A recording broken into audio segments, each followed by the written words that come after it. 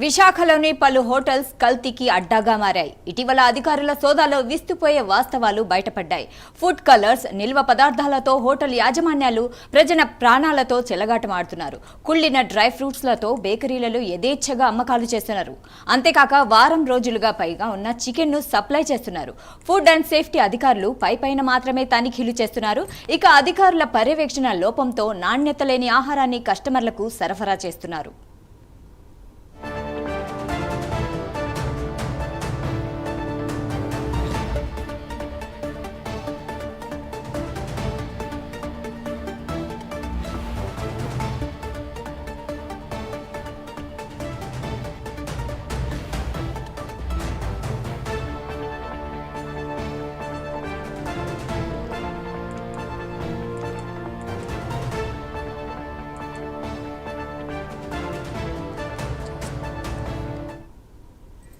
విశాఖలోని పలు హోటల్స్ కల్తీకి అడ్డాగా మారుతున్నాయి. ఇటీవల అధికారుల సోదాలో విస్తుపోయే వాస్తవాలు బయటపడ్డాయి.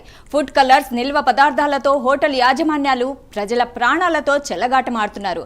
ఇక ఈ విషయంపై మరింత సమాచారం అందించడానికి మా ప్రతినిధి చంద్రశేఖర్ లైవ్ లో అందుబాటులో ఉన్నారు. చంద్రశేఖర్, చెప్పండి.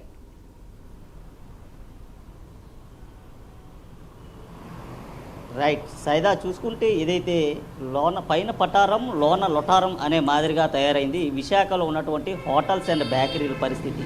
ప్రధానంగా చూసుకుంటే విశాఖలో ఉన్నటువంటి పలు హోటల్స్ కానీ పలు బేకరీల్లో కానీ అందిస్తున్నటువంటి ఆహారం ఏదైతే ఉందో అక్కడ అందిస్తున్నటువంటి ఆహారం పూర్తిగా నాణ్యత లోపించినట్టుగా ఇదివరకే అధికారులు అయితే పూర్తిగా తనిఖీల్లో బట్టబయలైనటువంటి విషయం అయితే తెలుస్తుంది. ముఖ్యంగా చూసుకుంటే విశాఖలో ఎక్కడికక్కడే ఇబ్బడి ముబ్బడిగా పుట్టుకొస్తున్నటువంటి హోటల్స్ కానీ లేదా బేకరీలు కానీ ఇతరత్ర ఆహారాలకు సంబంధించినటువంటి అంశాలు ఏవైతే ఉన్నా వాటన్నింటిపైన కూడా అధికారులు ఇటీవలే దాడులు చేసిన పరిస్థితి కనిపించింది. అయితే దాడులు చేసినటువంటి నేపథ్యంలో విస్తుపోయేటటువంటి విషయాలన్నీ ఒక్కొక్కటిగా వెలుగులోకి వచ్చినటువంటి పరిస్థితి కనిపిస్తుంది. ప్రధానంగా చూసుకుంటే ఆల్ఫా హోటల్తో పాటు మరికొన్ని ఆహార హోటల్స్ ఏవైతే ఉన్నాయో ఆహార హోటల్స్లో ఇస్తున్నటువంటి ఆహారం అంతా కూడా పూర్తిగా కల్తీ జరిగిందంటూ అధికారులు అయితే నిర్ధారణకు వచ్చినటువంటి పరిస్థితి కనిపిస్తుంది. మరికొన్ని బేకరీస్లో ఇచ్చేటటువంటి ఏదైతే అక్కడ తయారు చేసేటటువంటి రొట్టెలు కానీ లేదా ఇతర పదార్థాలు కానీ లేదా ఇతరత్ర ఆ జీడిపప్పుకు సంబంధించినటువంటి పదార్థాలు ఏమైతే ఉన్నాయో అవన్నీ కూడా పూర్తిగా కల్తీ జరుగుతున్నాయి. అలాగే నాణ్యత ఆ లోపంతో ఇస్తున్నటువంటి ఆహార పదార్థాలంతా కూడా ఇప్పటికే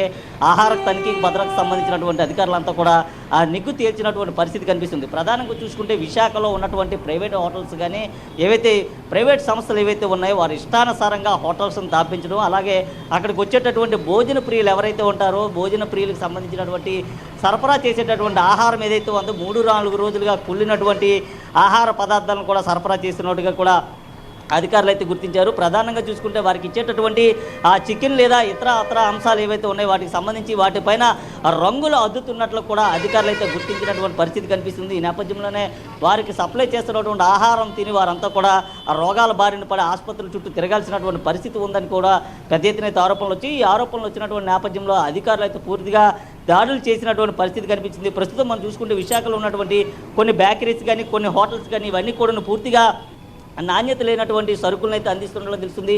మరీ ముఖ్యంగా చూసుకుంటే ఏదైతే 50 ఏళ్ళ చరిత్ర కలిగానని చెప్పుకుంటున్నటువంటి దయారాం స్వీట్స్ ఏదైతే ఉందో దీనికి సంబంధించి కూడా అధికారులు అయితే దాడులు చేశారు. దాడులు చేసిన నేపథ్యంలో అక్కడ ఉన్నటువంటి కిచెన్ను కూడా పూర్తిగా తనిఖీ చేసినటువంటి పరిస్థితి కనిపించింది. అలాగే దానికి సంబంధించినటువంటి ఆ జీడిపప్పు బస్తాలు ఏవైతే ఉన్నాయో జీడిపప్పు బస్తాలన్నింటినీ కూడా పూర్తిగా అయితే తనిఖీ చేశారు. అలాగే కొన్ని పదార్థాల్లో వీరు రంగులను వాడుతున్నట్లు కూడా అధికారులు అయితే గుర్తించినటువంటి పరిస్థితి ఉంది. అలాగే జీడిపప్పుకు సంబంధించి వాటిలో కూడా కొంత ఆ పురుగులు కూడా బయటపడినట్టుగా తెలిసింది. ఈ నేపథ్యంలో వీరిపై చర్యలు తీసుకుంటామంటూ అధికారులు అయితే చెప్పారు. అలాగే పక్కనే చూసుకుంటే ఎస్ఎస్ఎన్ బేకరీ అంటూ కూడా ఉన్నటువంటి పరిస్థితి కనిపిస్తుంది. ఆ ఎస్ఎస్ఎన్ బేకరీ కూడా అధికారులు అయితే దాడులు చేసినటువంటి పరిస్థితి కనిపిస్తుంది. దానిపైన కూడా అధికారులు దాడులు చేసినటువంటి నేపథ్యంలో అక్కడ చాలా వరకు కూడా కిచెన్ అంతా కూడా పూర్తిగా చాలా దరిద్రంగా దుర్వాసన వస్తున్నటువంటి ఆ కిచెన్ ఉన్న పరిసరాలు కూడా అక్కడ కనిపించినటువంటి పరిస్థితి ఉంది. ఈ నేపథ్యంలో దానిపైన కూడా ఆ చర్యలు తీసుకుంటామంటూ అధికారులు అయితే వారికి సంబంధించినటువంటి అంశం పైన అలాగే దానికి సంబంధించినటువంటి ఆహార పొట్లాలు ఏవైతే ఉన్నాయో ఎక్స్పైరీ డేట్ కూడా కనీసం లేకపోవడం అనేది విషయం అయితే గొలుపుతుందని చెప్పుకోవాలి. ఎందుకంటే ఆ బేకరీలో తయారైనటువంటి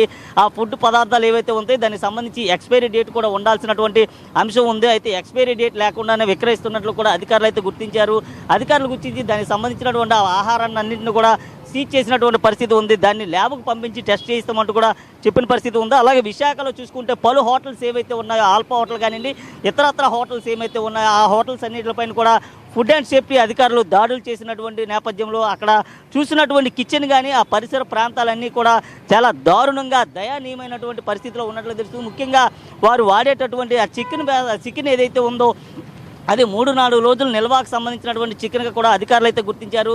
అయితే దానికి సంబంధించి కూడా కేసులు అయితే నమోదు చేసినటువంటి పరిస్థితి ఉంది. మొదటి తప్పుగా కేసు నమోదు చేస్తూ, రెండో తప్పుగా కూడా కేసు నమోదు చేస్తూ, మూడో తప్పుగా కూడా ఇటువంటి ఘటనలు కానీ పునరావృతం అయితే వారికి సంబంధించినటువంటి లైసెన్స్ను పూర్తిగా రద్దు చేస్తామంటూ ఫుడ్ అండ్ సేఫ్టీ అధికారులు అయితే చెప్పినటువంటి పరిస్థితి ఉంది. ప్రధానంగా చూసుకుంటే ఏదైతే ఆహారం తినేందుకు ఎక్కువగా భోజన ప్రియులు అయితే సాయంకాల సమయంలో హోటల్స్ వద్దకు చేరుకుంటారో, అయితే వీరికి సంబంధించినటువంటి జేబులు చిల్లు పెట్టే విధంగా ధరల నియంత్రణ లేకుండా ఇష్టానుసారంగా ధరలను పెట్టడం, అలాగే ఆ ధరలకు సంబంధించి కూడా ఆ బిర్యానీ అంటూ, అలాగే veg fried rice, veg rice అంటూ కూడా ఇలా రకరకాల ఆహార పదార్థాలను మెనూలో చూపిస్తారో, మెనూలో చూపించిన విధంగా వారికి అందించేటటువంటి క్రమంలో అక్కడ వాడేటటువంటి ఆయిల్ ఏదైతే ఉంటుందో అది నిల్వ కలిగినటువంటి ఆయిల్, అలాగే దానికి సంబంధించినటువంటి పూర్తిగా పాడైపోయినటువంటి ఆయిల్ కూడా ఎక్కడికక్కడే అక్కడైతే దర్శనమిస్తున్నటువంటి పరిస్థితి ఉంటుందో, అలాగే ఆ కిచెన్కి సంబంధించినటువంటి పరిసర ప్రాంతాలు ఏవైతే ఉంటాయో అవి చాలా దారుణంగా ఉండేటటువంటి పరిస్థితి అయితే ఉంది. అక్కడ మనం కూడా ఆ ప్రాంతానికి వెళ్ళి చూస్తే ఒక్కసారిగా కూడా విసిపోయేటటువంటి విషయాలన్నీ కూడా వెలుగులోకి వస్తాయి. ఎందుకంటే పూర్తిగా ఆ ప్రాంతం అంతా కూడా